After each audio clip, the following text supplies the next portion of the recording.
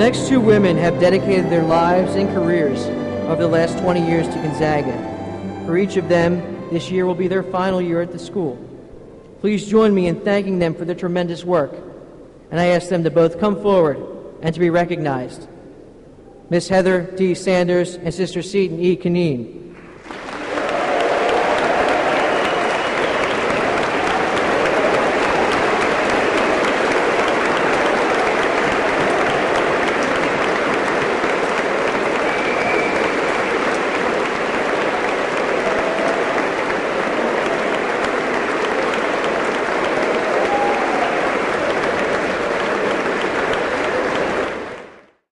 Celebrating 45 years on I Street, I'd like to call forward Miss Thomasina Arwood and Mr. William J. Wilson, Jr.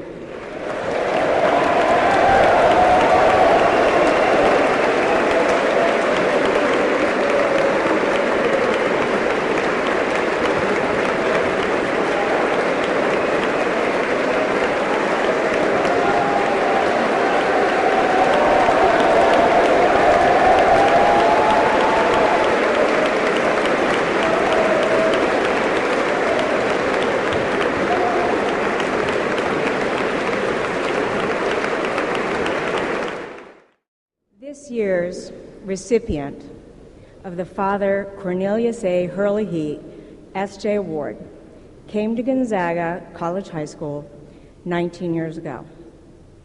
This teacher practices cura personalis by attending to the academic, personal, and spiritual needs of students with empathy and honesty in sophomore classes as well as senior electives. This teacher discerned new teaching and learning methodologies through doctoral studies at the Catholic University of America and served as department chair 6 years. Only 2 years after arriving on I Street, this teacher made the spiritual exercises and soon became the epitome of an Ignatian educator. This year's winner is at the heart of our Ignatian identity as a Jesuit school.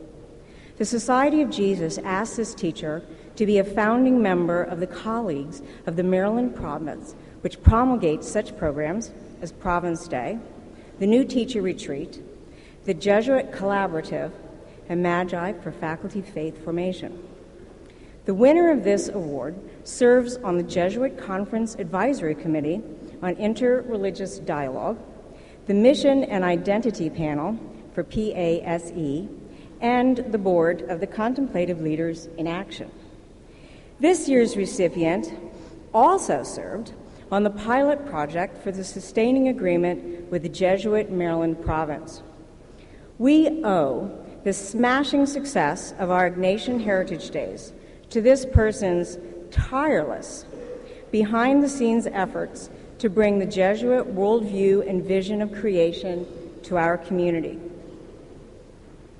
Chairperson of the Ignatian Formation Committee since 2003, this teacher is a frequent Kairos leader and a spiritual director for faculty retreats. And so, it is with great pleasure and gratitude that the Gonzaga community presents the 2015 Herlihy Award to Carol Corrigan.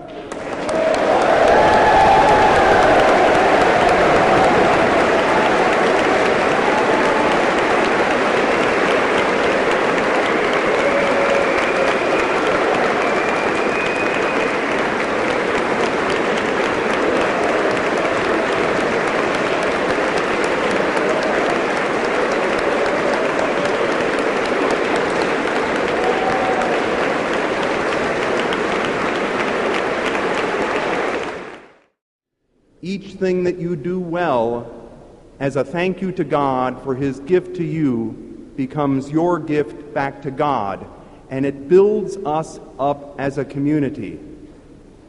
Appreciate your own gifts, but also appreciate those gifts that are so different from yours that your classmates display on a daily basis.